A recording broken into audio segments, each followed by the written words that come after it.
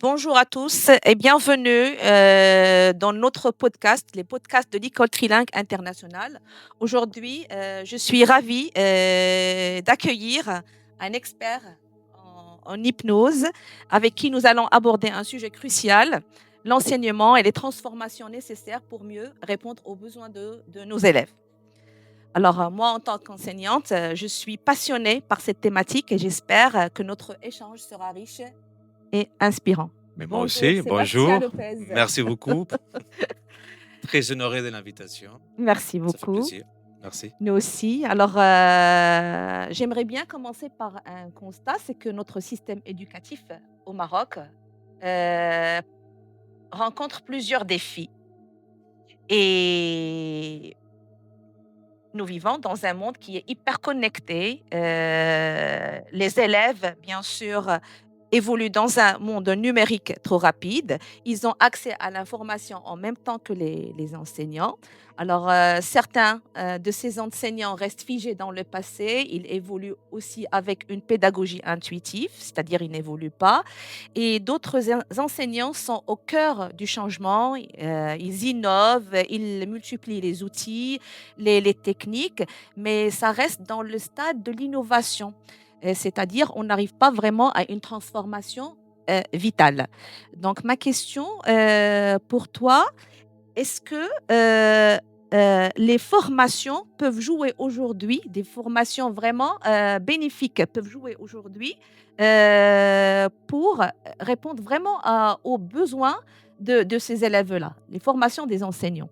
Oui, bien sûr. Et on sait qu'un peuple éduqué est un pays riche. La preuve, en fait, avec le Maroc, Oui, on a décidé il y a quelques années de faire, en fait, un pari qui était celui de former les futurs ingénieurs du monde. Et d'accord. c'est ce qu'on est en train de faire aujourd'hui. On exporte des cerveaux marocains un peu partout dans le monde. Oui. Et je trouve que c'est tout à fait normal, dans l'ordre des choses aujourd'hui, de former celles qui vont former le futur Mhm, cerveau du Maroc. Donc mhm. voilà, donc oui, c'est un défi, mais en même temps, c'est un défi auquel nous cherchons à y faire face progressivement. Et vous à l'école, Oui. nous dans les formations professionnelles pour les adultes, et puis quand nous avons l'occasion de rentrer par exemple à l'école pour apprendre un tout petit peu ce que nous connaissons aux profs, mais pour nous c'est tout un pari gagné. Donc voilà. C'est un Donc, grand mur qu'on fait pierre par pierre. Voilà. effectivement, donc là, on commence par les enseignants Mhm. et après les enseignants, c'est les élèves. C'est-à-dire, on ne Mais, peut pas transformer les élèves si on ne transforme pas les enseignants. mais les élèves, ce sont les graines, voilà, Effectivement. que nous sommes en train de faire pousser. Et pour que la graine puisse pousser bien, Ouais. il faut voilà, un bon jardinier qui est derrière, qui va prendre le temps de bien doser les nutriments de la plante, le temps de soleillement, qui va donner de l'eau, etc. C'est ça le travail en fait aujourd'hui d'un enseignant. Aujourd'hui, ce n'est plus comme il y a quelques années. Nous, quand Oui, on était jeunes, par exemple, bon, je oui, parle de moi, hein, oui. quand on était jeunes, Moi aussi, je suis pas jeune, hein. ben ben oui, mais en fait, nous, on s'est contenté de quoi? De suivre un cours magistral. Il n'y avait pas d'intervention. Un cours Un classique, cours c'est ça, classique. c'est la pédagogie intuitive, c'est-à-dire, C'est ça. et même aujourd'hui, il y a des enseignants qui sont toujours figés dans le passé, c'est-à-dire, ils ont peur d'être au cœur du changement, alors que le changement maintenant, si tu l'attrapes pas par la main, il va t'attraper par la gorge. C'est mignon, ça. J'aime beaucoup cette idée-là. Mais en même temps, bon, nous faisons tous partie d'une seule et même chose. Donc, il suffit que l'un des éléments commence à évoluer, et puis après, on appelle ça un synchro positif, c'est-à-dire c'est tout le système qui va chercher à évoluer aussi. Mmh, On les voit par exemple dans la systémique. mmh. Et, c'est-à-dire le but d'un système, c'est de préserver l'homéostasie. Pour ceux qui ne connaissent pas, l'homéostasie, c'est l'équilibre intérieur. Oui, Voilà, c'est la survie. oui. Et dès qu'il y a un élément dans le système qui évolue, ben, il y a tout le système voilà, qui est perturbé. Mmh. Et donc, et là, de façon très positive, on apprend aux enseignants à mieux travailler avec les élèves, Mmh. à mieux se connaître, Oui, à utiliser leur mental et par la suite à aider les autres à utiliser leur mental. Et nous sommes en train de travailler à la fois sur tout un système. Tu oui. vois. Mmh. Et puis, c'était, je crois, c'était Khalil Briand, si je ne m'abuse pas, et qui disait quelque chose comme ça: celui qui sauve un homme sauve l'humanité. Voilà, Mmh. nous apprenons un Ouais, prof ouais. et tout d'un coup, c'est tous les lycées qui en profitent, tu vois? Oui, C'est pas mal. oui, mais parce qu'aujourd'hui, un professeur, ne doit pas seulement transmettre un savoir. Comme j'ai Mmh. dit, la connaissance est partout. Oui, Alors, et les enfants sont devenus au même niveau que les professeurs au niveau de l'information et parfois ils sont plus rapides. Donc là, le professeur n'est pas là quelqu'un qui transmet le savoir, c'est quelqu'un qui doit d'abord accompagner mmh. ces enfants-là au niveau émotionnel pour que ce savoir puisse s'installer en eux et comprendre l'utilité de ce savoir-là. Oui, en fait, il y a cette idée qui est très intéressante dans ce que tu dis. C'est l'enseignant ne se limite pas uniquement au rôle de partager une information Oui, régurgitée. oui, Voilà. Aujourd'hui, il se doit de comprendre, il se doit de porter aussi une réflexion, parce que c'est vrai que l'information est partout, oui, mais il faut quand même pouvoir faire le tri entre ce qui est une bonne information, une oui. mauvaise information, etc. Et ça, c'est le rôle de l'enseignant. Mhm. Et aujourd'hui, un enseignant ne travaille pas sur un seul aspect de l'enseignement, c'est-à-dire le partage de l'information. Il doit tenir en considération aussi comment fonctionne le cerveau.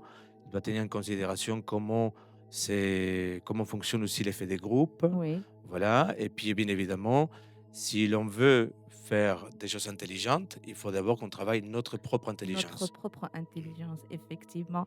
Alors, peux-tu nous expliquer pourquoi la transformation est plus cruciale que l'innovation? Alors là, quand je parle d'innovation, je parle de la nouvelle technologie, je parle de l'IA, je parle de tous les outils qui sont récents, Mm. d'accord, et qui sont partout. Et les enfants, vraiment, ils sont éparpillés dans tout ça et les enseignants aussi. Donc, il y a l'innovation, beaucoup d'innovation, mais il n'y a pas vraiment de la transformation.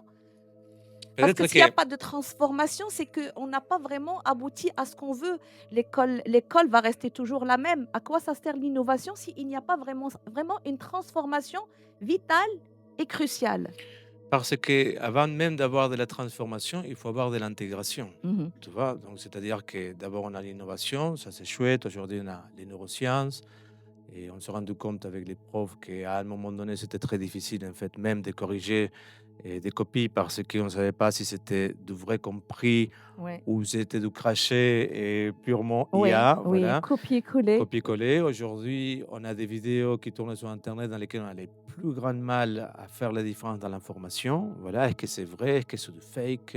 Ouais. D'ailleurs, les guerres d'information qui sont aujourd'hui avec les conflits qu'on a au Liban, les conflits qu'on a en Iran, etc., Mhm.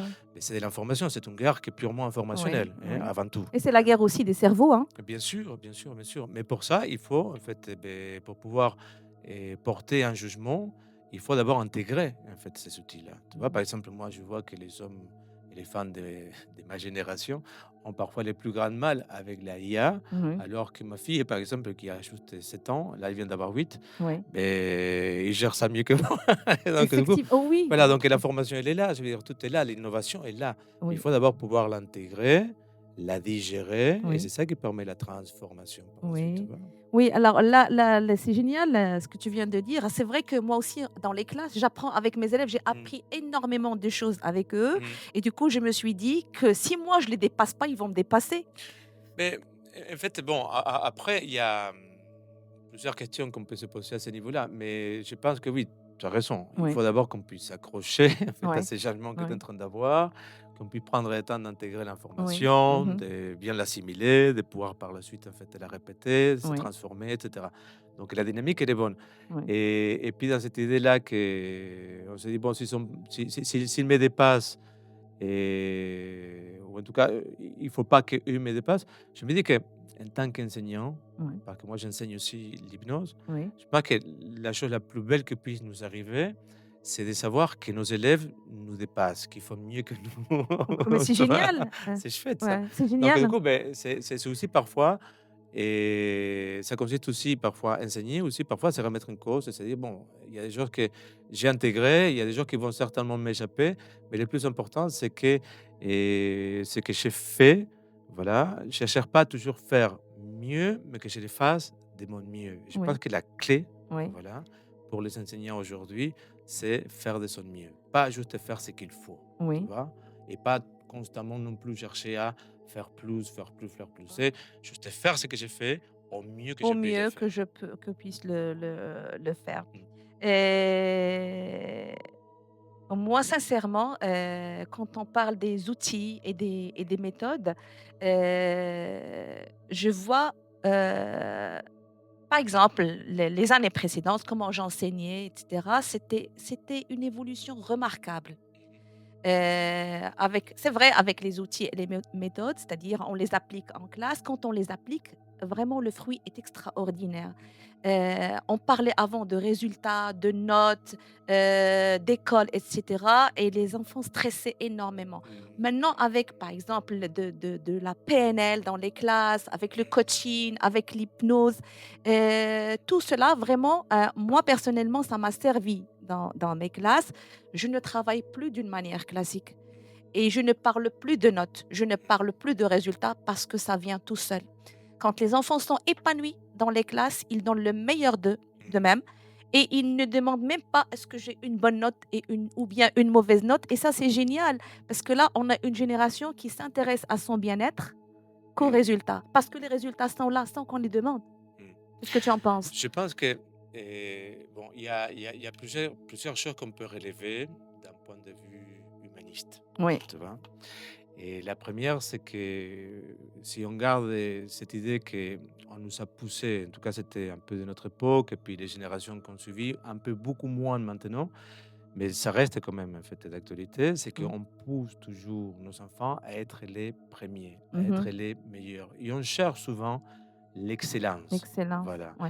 Et c'est vrai que cette idée d'être les premiers, et dans un premier temps, ça peut être très, très sympathique, très agréable. C'est dire, ouais, je vais être les premiers. Mais si tu Mmh. réfléchis bien, Ouais. la place du premier, tu vois, c'est comme se retrouver tout en haut de la pyramide. Mmh. Quand tu te retrouves tout en haut de la pyramide, ben, tu es tout seul, Oui. tu vois. Et donc, c'est aussi, parfois, être seul. C'est une grande solitude à tous les niveaux, hein. Je veux dire, Mmh. que ce soit humain, psychologique, dans l'évolution de l'entreprise, etc. Ouais. Donc, ce sont des places, en fait, celles que l'on cherche à imposer à nos enfants, qui sont très difficiles à tenir. Mmh. Il faut un mental, il faut un C'est but aussi, primordial, voilà, une oui, grande motivation, un un objectif, objectif etc. clair, une direction, une Voilà. vision claire. Et tout le monde ne peut pas être premier, si tu réfléchis bien. Tout Oui, le monde ne peut pas être en haut de la pyramide. oui. Mais Il faut. c'est un discours progressiste qu'il faut répéter en Mhm, classe et qu'il faut répéter également à la mhm, maison. C'est-à-dire, cet enfant-là, il fonctionne, selon ses moyens intérieurs. On mhm. ne peut pas pousser quelqu'un à avoir, plus que ses moyens. Et bon, j'irai plus loin, en fait. Allez, on garde ce côté un peu humaniste aussi, tu vois. D'accord. Donc voilà. Donc moi, personnellement, dans mon approche avec l'hypnose, avec l'enseignement de l'hypnose et tout ça, je me dis, je suis bien content, Mmh. voilà, de ne pas me retrouver tout en haut, dans cette position d'être seul en haut de la pyramide, Mmh. mais d'aider, tu vois, au milieu, tu sais, à certains à monter, tu vois, Ouais, et pourquoi pas maintenir la pyramide là où elle est. maintenir l'équilibre. Un équilibre, voilà. Et donc ça, c'est un peu la mission que j'ai ici au Maroc, qui était une mission pédagogique, apprendre qu'est-ce que l'hypnose. Quand je suis arrivé, les gens savaient peu ou C'est pas quoi que l'hypnose? c'était, Oui. voilà. Oui. Et faire beaucoup de travail pédagogique, voilà. Ça, c'est un autre Mmh. travail, mais c'est une vraie mission pour nous, en Oui, fait. Et ça nous positionne bien, mais on refuse d'avoir la place d'être celui qui se trouve en haut, tu vois. oui. Et si on va dans cette idée qu'on appelle ça, d'humanisme aussi, c'est, ben, le plus important, c'est que l'information soit partagée. Mmh. Tu vois, c'est de ne pas chercher à s'isoler ou encore de devenir bon en fait à tout. On ne peut pas être bon à tout faire, comme tu disais tout à l'heure. Et on a tous un domaine. Et ça, par exemple, certains, on va dire, certaines pathologies, certains troubles mentaux nous l'apprennent. Par exemple, quand tu te retrouves avec quelqu'un qui est dans le spectre de l'autisme ou Mmh. quelqu'un qui se dit un haut potentiel, un HPI, ben, tu te dis, ben, ce sont des gens en fait, qui sont parfois très doués dans un domaine, Oui. voilà, Ils au ne le sont détriment pas de dans tous un les autre, oui. autres. Voilà. Mmh. Et on se rend compte que quand on pousse la perfection à ces limites-là, ben, c'est pathologique. Tu vois. Effectivement. Et donc, la meilleure chose qu'on puisse faire, c'est être dans une position dans laquelle on, on, on est bon dans un domaine, mais on cherche aussi à développer des capacités dans d'autres domaines. Dans un autre Tu domaine, vois? oui. Et on n'a pas à être les premiers, toujours celui qui se trouve en haut de la pyramide, dans tout ce que l'on fait. Voilà, il Mmh. faut accepter que parfois, on peut être très doué pour jouer au foot, Tu oui, vois? On peut être très doué pour être, c'est pas un golfeur parce qu'on a oui, besoin de focus. On peut être très doué pour faire des échecs, comme on peut être très doué pour faire de la poterie et qu'il y a mmh pas de bons métiers, de mauvais métiers. Tu vois? effectivement. Tout est bon et tout participe en fait Oh oui, à je suis tout à l'ensemble. fait d'accord avec toi parce que en classe, quand on fait des projets avec les élèves, Mmh. c'est-à-dire on ne se contente pas de transmettre un savoir, on relie toujours cela avec un parcours, par exemple historique ou Mmh. un parcours artistique. Et ce qui est extraordinaire, c'est que les élèves qui sont parfois moyens Mmh. ou qui ne sont pas au même niveau, par exemple, que les premiers de la classe, ils excellent en art, ils excellent dans l'innovation, dans tout ce qui est technique, tout ce qui est manuel, c'est-à-dire on découvre d'autres enfants. Mmh. Et là, tout le génie créateur aussi du professeur est de découvrir ces enfants-là. Bien sûr, Ils excellent dans d'autres domaines. dans C'est pour d'autres ça que domaines. j'ai dit que le professeur ne doit pas se contenter à transmettre un savoir, Mmh. c'est aussi à découvrir des cerveaux, découvrir des compétences chez ces enfants-là qui parfois sont cachées, Bien sûr. sont masquées. C'est avoir un esprit holistique dans le sens de tout ce qui est autour et tout ce qui entoure quelque chose. Et c'est là Mhm. où les neurosciences, c'est là où l'hypnose, la programmation neurolinguistique, Oui, la la PNL, PNL. les coachings, etc., en fait, ben, ça ouvre des portes. En fait, Oui, nous n'avons pas les clés de toutes les portes, oui. mais c'est vrai qu'on ouvre les portes. La première porte qu'on ouvre, c'est celle de la connaissance intérieure, Mhm. et puis celle de la bonne relation avec les autres, celle de comprendre que nous avons, par exemple, des filtres qui conditionnent complètement la perception de notre Mhm. réalité, que notre réalité, ce n'est pas la réelle réalité, mais c'est plutôt une construction mentale, et ainsi de suite.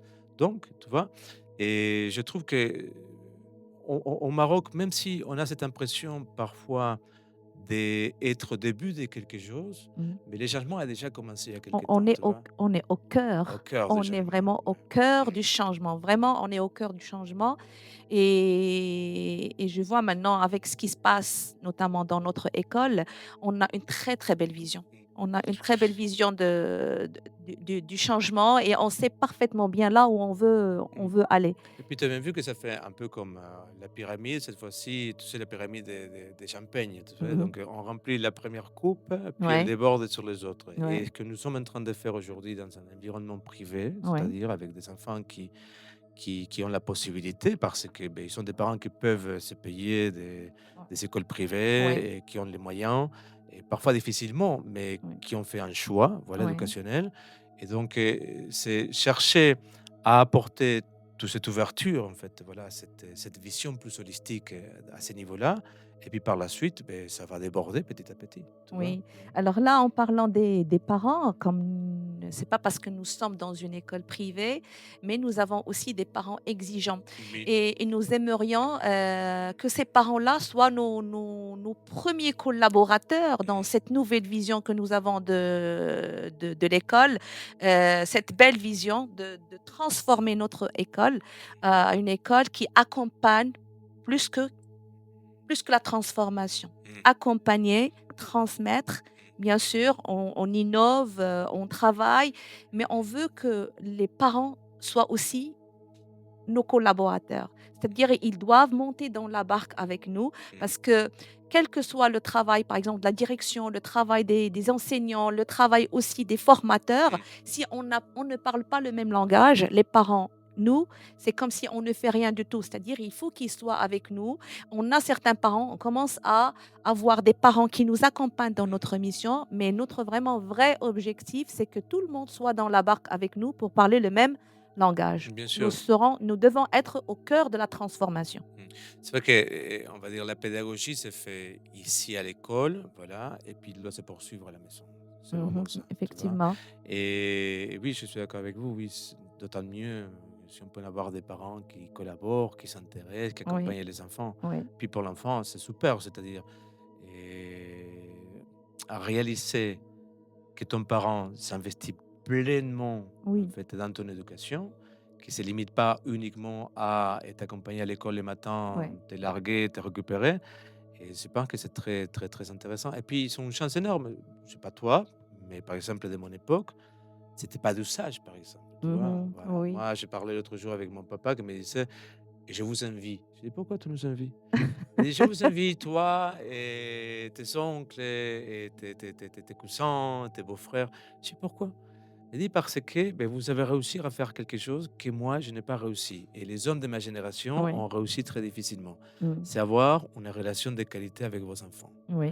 Donc il me dit: «Moi, Bah, parce que le voilà». temps a changé Bien sûr, ça a changé. et nous sommes au cœur du changement. C'est pour ça que je sais que, beh, les changements viennent petit à petit. Tu vois? Oui, Comme on est-ce qu'on discutait tout à l'heure, c'est en fait les petits virus qui arrivent dans le système et qui oui. va progressivement contagier Contagier l'ensemble du tout le système, tu vois? système, voilà. Mais il faut du temps, il Oui, faut du temps, oui, il faut du voilà, temps. il faut laisser le temps au temps pour faire Ouais, son ouais, ouais. travail. C'est la fameuse intégration dont on parlait tout à l'heure. Donc Ouais. d'abord on innove, donc il disait: «Ah oui, un enfant, on peut partager des choses et cetera» Mmh. et puis on intègre et puis après ça transforme, tu Ça vois? Donc nous transforme. sommes dans la phase transformationnelle. Mais si tu réfléchis bien, Oui. par exemple, l'idée que nous avons aujourd'hui de l'enfant et de l'enfance a été complètement transformée. Si tu Mmh. réfléchis bien, au Moyen Âge, l'enfant n'était on va dire, une extension du propriétaire qui lui permettait d'avoir de la main-d'œuvre pas chère. Et ça, c'est limité à ça, Oui, la oui, compréhension de l'enfant. oui.